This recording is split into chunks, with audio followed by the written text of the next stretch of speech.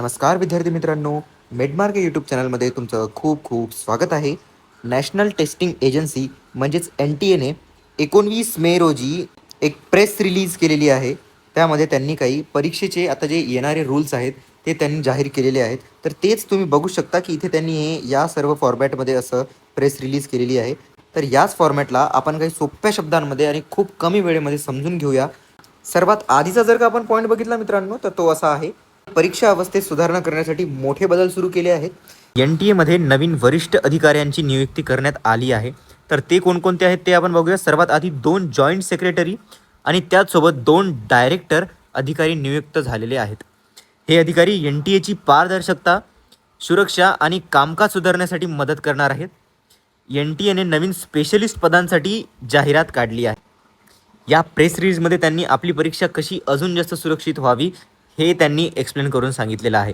तर याचमध्ये काही स्पेशलिस्ट पद कोणते आहेत ते बघूया आपण. एक आहे CTO, CFO आणि GMHR. CTO म्हणजेच चीफ टेक्नॉलॉजी ऑफिसर, CFO म्हणजे चीफ फायनान्स ऑफिसर आणि GMHR म्हणजे जनरल मॅनेजर ह्युमन रिसोर्सेस. तर आपण बघूया CTOचे काम काय काय आहेत.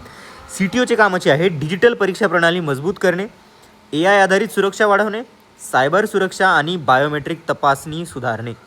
CFOचे काम जर का आपण बघितले, ज्याला आपण चीफ फायनान्स ऑफिसर म्हणतो, तर जे आर्थिक व्यवस्थापना आहे पूर्ण NTA ची, म्हणजे जी काही NTA एक्झाम कंडक्ट करते त्या सर्वाची आर्थिक व्यवस्थापना CFOचे काम आहे. परीक्षा निधी आणि ऑडिट नियंत्रण हेही CFOचे काम आहे. GMHR म्हणजे जनरल मॅनेजरचे काम कोणकोणते आहेत ते आपण बघूया. सर्वात आधी कर्मचारी व्यवस्थापन, नंतर HR प्रणाली सुधारणा, नंतर प्रशिक्षण आणि कामकाज नियंत्रण. जे जनरल मॅनेजर आहेत हे या सर्व वरचे जे ऑफिसर आहेत यांच्यावर नियंत्रण ठेवतील. या पदांसाठी अर्ज 15 दिवसाच्या आत येणार आहेत. निवड प्रक्रिया ही गुणवत्ता, अनुभव आणि क्षमता या 3 गोष्टीवर आधारित असेल. NTA आता AI आणि आधुनिक तंत्रज्ञान वापरून परीक्षा अधिक सुरक्षित बनवणार आहेत. क्वेश्चन पेपर सुरक्षा, ट्रान्सलेशन आणि प्रिंटिंग प्रणाली सुधारण्यात जाणार आहे, जेणेकरून जो पेपर आहे तो लीक होणार नाही. बायोमेट्रिक ऑथेंटिकेशन, त्यासोबतच कंटिन्युअस मॉनिटरिंग ही चालू होणार आहे.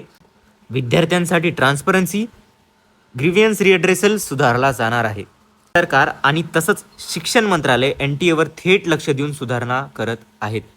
तर मित्रांनो, या नवीन बदलांमुळे NTA आता परीक्षा प्रणाली अधिक सुरक्षित, पारदर्शक आणि टेक्नॉलॉजी बेस बनवण्याचा प्रयत्न करत आहे. AI मॉनिटरिंग, बायोमेट्रिक व्हेरिफिकेशन आणि सिनियर ऑफिसर्सची नियुक्ती हे मोठे बदल मानले जात आहेत. आता हे बदल प्रत्यक्षात विद्यार्थ्यांसाठी किती फायदेशीर ठरतात आणि भविष्यात पेपर लीक सारख्या घटना थांबतात का हे पाहणं खूप महत्त्वाचं असेल. तुम्हाला काय वाटतं, NTA हे नवीन रिफॉर्म्स योग्य दिशेने आहेत का? तुमचे मत कमेंटमध्ये नक्की सांगा आणि अशाच नीट आणि काउन्सिलिंग अपडेट्ससाठी चॅनलला सबस्क्राईब करा.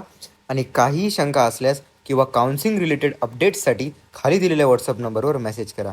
तर या व्हिडिओमध्ये एवढंच. तुमचा आपला मेडमार्क.